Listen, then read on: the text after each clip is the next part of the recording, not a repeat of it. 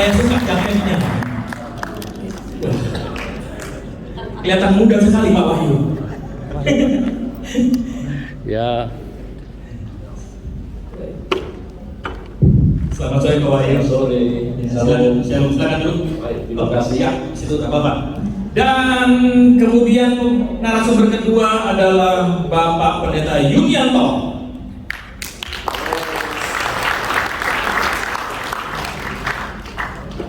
Sehat? Baik. Saya kalau ditanya orang itu gimana kabarnya, sehat? Saya bilang saya waras. Karena sekarang gangguan kesehatan mental itu semakin meningkat.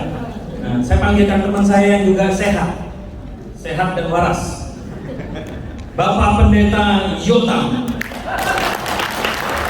Saya berani bercandain karena dia sahabat saya. Dikabarin. Saya antre, ayo silakan dulu. Perlu kenalan? Sudah kenalan? Ya. Terima kasih untuk kehadiran para hamba Tuhan yang sore hari ini akan bicara banyak hal, dan saya percaya bahwa pembicaraan kita talk show ini akan banyak memberikan inspirasi buat semua yang hadir pada saat malam hari ini. Ngomong-ngomong nih tentang tema kita yaitu Kairos Tuhan. Nah, kalau kita bicara Kairos, orang tuh banyak mengetahui tentang Kairos dalam artian, oh ya Kairos Tuhan sering dipakai gitu ya. Nah, tapi menjadi pertanyaan, apakah Kairos itu sebenarnya? Karena seringkali orang tahu tentang Kairos, tapi nggak tahu maknanya ini seperti apa secara utuhnya gitu. Nah, saya ingin tanyakan dulu kepada Bapak Pendeta Wahyu. Silakan Pak. Baik, yang pertama saya ucapkan selamat sore dan shalom saudaraku, Bapak Ibu. Senang sekali sore hari ini saya dipercayakan untuk hadir di tempat ini, dan ini adalah waktu. Ya. Waktu, jadi waktunya Tuhan juga. Karena memang tidak ada sesuatu yang terjadi secara kebetulan bagi saya. Betul. Sebetulnya kalau bicara tentang Kairos Tuhan itu yaitu waktu Tuhan. Waktu di mana Tuhan akan berkarya, di mana Tuhan akan menyatakan apa yang menjadi kehendak dan rencananya. Ini adalah anugerah. Kalau bicara waktu, itu juga adalah anugerah Tuhan. Jadi bagaimana Tuhan menyatakan anugerahnya untuk kita boleh menjalani ya waktu yang disediakan Tuhan untuk kita nikmati dan untuk kita tentu maksimalkan. Karena Tuhan inginkan bahwa kita menghargai dari semua yang Tuhan percayakan bagi kita. Ini saya pikir hal yang perlu kita pahami tentang Kairos, yaitu waktu Tuhan, anugerah Tuhan. Oke. Ya, terima kasih Pak Wahyu. Kalau menurut Pak Yunianto sendiri tentang Kairos. Baik, selamat sore Bapak Ibu Saudara. Jadi kalau kita bicara mengenai Kairos dalam budaya Yunani, ada 3 waktu yang sering dipakai yang muncul di dalam Alkitab kita. Yang pertama adalah Kronos. Yang perlu Bapak Ibu Saudara ketahui, Kronos itu dalam mitologi Yunani cukup mengerikan, sebab Kronos itu merupakan Titan yang kemudian dari segala Titan itu dia membunuh bapaknya sendiri namanya Uranus, dan kemudian dari situ muncul dewa-dewa yang Bapak Ibu Saudara perlu ketahui, ada Zeus, Poseidon dan sebagainya, lahirnya dari Kronos. Dalam budaya Jawa kita mengenal Bathara Kala, dalam Bali itu ada Bathara Kala. Nah, itu sesuatu yang jahat. Nah, Kairos bagi saya merupakan satu perlawanan daripada Kronos itu sendiri. Jadi kalau kita bicara mengenai Kairos di dalam Alkitab kita muncul kurang lebih sebanyak 86 kali muncul di sana. Itu artinya kalau dalam belajar Alkitab, kalau muncul lebih dari 3 sampai 5 kali itu berarti sesuatu yang penting. Nah, yang saya pelajari ternyata Kairos itu selalu berhubungan dengan beberapa hal. Yang pertama jelas saya sudah disampaikan Pak Wahyu tadi bahwa itu hubungannya dengan Tuhan secara langsung. Tapi juga saya pelajari ternyata Kairos itu juga berhubungan dengan kesempatan-kesempatan yang terjadi dalam kehidupan kita. Jadi ada beberapa dalam kehidupan kita itu ada kesempatan-kesempatan yang Tuhan izinkan, yang Tuhan berikan untuk kita kerjakan, tapi kadang-kadang lewat gitu, dan kadang-kadang bisa terulang, tapi juga kadang-kadang bisa tidak terulang, seperti Kronos yang tidak bisa terulang setiap detik, setiap menit dalam kehidupan kita itu nggak bisa kita lewati.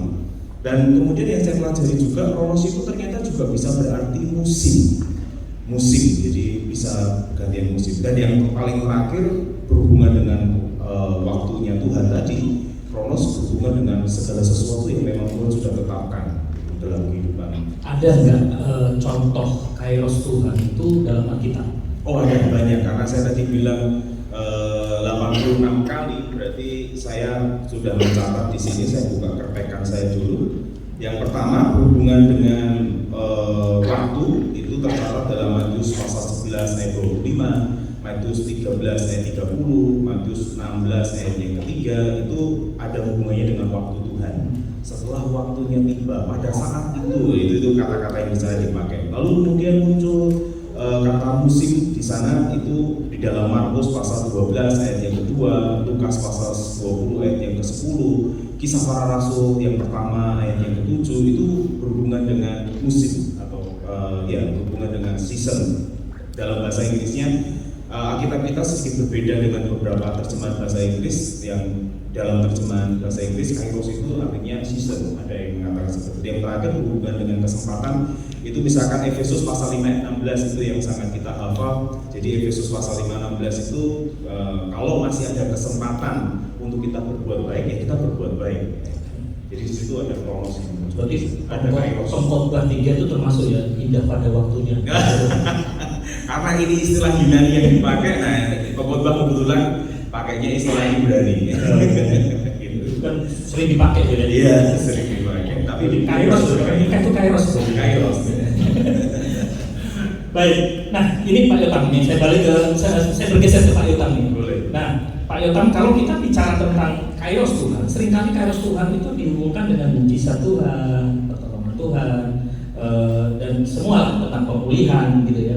Nah, bagaimana dengan kairos Tuhan yang berhubungan dengan tubuh Kristus di sebuah kota? Ya, selamat sore Bapak Ibu sekalian.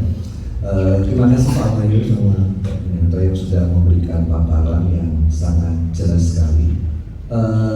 Boleh saya satu aja Pak? Boleh. Dari pastor yang mungkin perlu kita pahami. Pak Bayu sudah mendefinisikan dengan bagus sekali Pak Minanto dari struktur sejarahnya segala macam sebuah kata kairos. Tapi ada satu yang menarik sekali, karena begitu kairos itu datang kayak nanti satu pautnya dengan kota ya. Kadang-kadang kita nggak sadar bahwa kairos itu datang kan gitu. Nah, perlu bagi kita memposisikan diri kita pada saat kairos itu datang. Saya kasih contoh tadi. Di Alkitab di Markus itu dikatakan begini, pada waktu Yesus disalib, Simon Kirene baru datang dari luar kota, dan baru datang dari luar, itu tiba di situ. Nah, kok yo pas bahasa Jawanya gitu? Ya pas Yesus lewat, pas dia baru datang. Ya, saya membayangkan tuh gini, ini ada apa tuh ini? Oh, ada orang mau disalib, mau penjahat besar, dia pembunuh. Dia coba lihat, begitu dia baru nongol, mungkin perwira atau tentara-tentara Roma baru kan mencari orang yang mau untuk membantu Yesus. Begitu kepalanya nongol, nah langsung diambilnya Simon untuk membantu Yesus. Pikiran saya begini, kemarin saya membayangkan mutak hati ini. Coba kalau Simon Kirene ngomong sama Rufus yang diajak, kita beli es teh dulu yuk Leo, ngonihi di seberang sana, atau kita mau beli sesuatu ya, makanan-makanan ringan gitu. Yesusnya lewat, dia nggak ada di situ, kesempatan pintu sana. Dan kesempatan untuk perjumpaan ilahi antara Simon sama Yesus gak ada, dan perubahan kehidupan gak ada. Nah, saya kok melihat ada satu kata Pak yang saya mau share ini, karah. Jadi karah itu adalah memposisikan di tempat yang tepat pada waktu yang tepat. Nah, kairos tadi udah dibahas bagus banget. Kairos dia datang. Lah kalau kita tidak ada di posisinya yang tepat di waktu yang tepat, ini lolos. Kita baru ngejar-ngejar padahal mereka udah lari kejar. Nah, itu dalam bahasa Ibraninya harah, bukan harak ya Pak ya. Harak itu sama soto Pak ya. Jadi ini harah. Jadi itu sebuah momentum yang nggak bisa enggak untuk kita bisa melihat begitu, apalagi di kota. Nah, kita lihat dengan adanya kota di Solo ini, pembangunan yang begitu banyak, ada 10 andalan Pak Gibran. Baik itu yang masjid sudah selesai, sekarang mau digarap pesantren kilat di daerah Gilingan, kemudian belum lagi Balai Kambang dengan 120 sekian miliar yang akan dikucurkan Balai Kambang di Manahan. Ada satu info, teman saya kerja di daerah pembuangan sampah di sana. Solo satu-satunya punya alat mengubah dari sampah menjadi teknologi untuk listrik. Ini Indonesia. Kebutuhan kita 500 ton, padahal support sampah yang ada sekarang baru 300 ton. Kurang. Jadi silahkan membuang sampah banyak-banyak. Tapi semua listrik. Ya data-data itu kan penting, Pak. Kita harus melihat kota ini mau kemana, Tuhan sedang mau bawa kemana. Jadi kita harus bangun diri kita harus lihat keadaan kota kita harus dengar kota kita. Saya kira toleransi beragama diangkat sama Pak Gibran begitu hebat. Nah ini kairos. Nah kita harus menangkap dan mendudukkan diri kita di tempat yang tepat. Saya kira itu Pak Andi. Bagaimana respon kita kalau di kota Solo ya? Kita harus melihat keadaan perkembangan kota Solo dan kita mau tidak mau harus menempatkan. Kalau kita melihat perkembangan kota Solo itu kan pesat ya. Iya.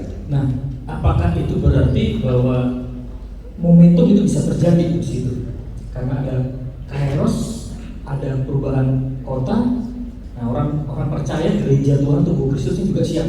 Oh ya pasti, setiap kairos yang muncul pasti punya dampak untuk mengubah. Perubahan itu pasti akan ada.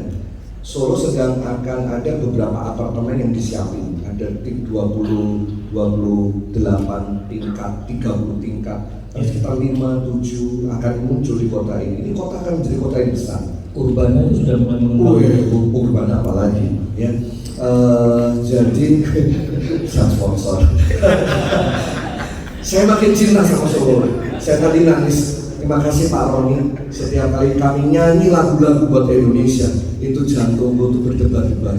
Yang membuat air mata tuh selalu nangis. Kenapa? Saya makin mencintai, mengawini kota ini sehingga melahirkan sesuatu.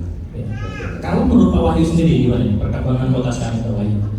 Ya, saya melihat bahwa perkembangan kota Solo yang luar biasa dari apa yang disampaikan Pak Jotam ini menjadikan informasi yang baru mungkin bagi kita, dan saya sendiri begitu melihat informasi yang baru, dan saya sendiri sangat kagum ya dengan kota ini karena di samping memang toleransinya yang terus didengungkan ya, dan juga dari sisi aktivitas yang saya pikir hampir semua lini itu digerakkan oleh pemerintah kita. Dan saya juga menemukan adanya yaitu tingkat sisi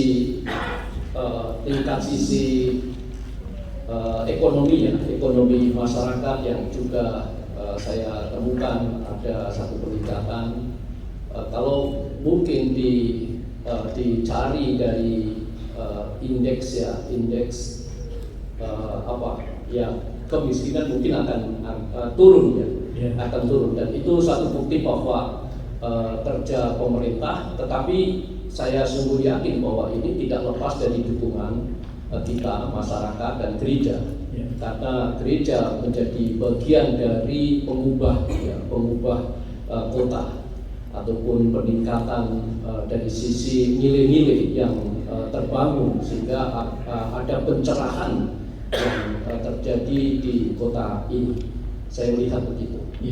Sehingga hal yang saya juga temukan, maka tentu ini kota kita itu tidak menyia-nyiakan. Kita harapkan begitu ya. Artinya kita tidak menyia-nyiakan dari tadi kalau saya katakan kairos itu adalah anugerah, ya, peluang kesempatan yang Tuhan berikan untuk kita tangkap dan kita jadikan sebagai momen emas ya, momen emas untuk kota kita. Iya, betul. Kita kayaknya semakin mencintai kota kita. Ya. Iya betul. Meskipun orang Tamangun. Oh ya. Kita harus mencintai. Tadi benar Pak Wahyu tadi ngomong, kami bekerja sama dengan Compassion juga Pak. Solo dulu ada 24 gereja mitra bersama dengan Compassion. Ada 5.000 sampai 6.000 anak beasiswa dari TK sampai SMA. Ada program leadership juga di LDP setelah lulus begitu. Sekarang dirampingkan menjadi 14 sampai 16. Salah satunya karena Solo sudah tidak memenuhi kuota kemiskinan. Jadi bersyukurlah untuk itu karena ya itu kita berjuang mengentaskan salah satunya itu Pak.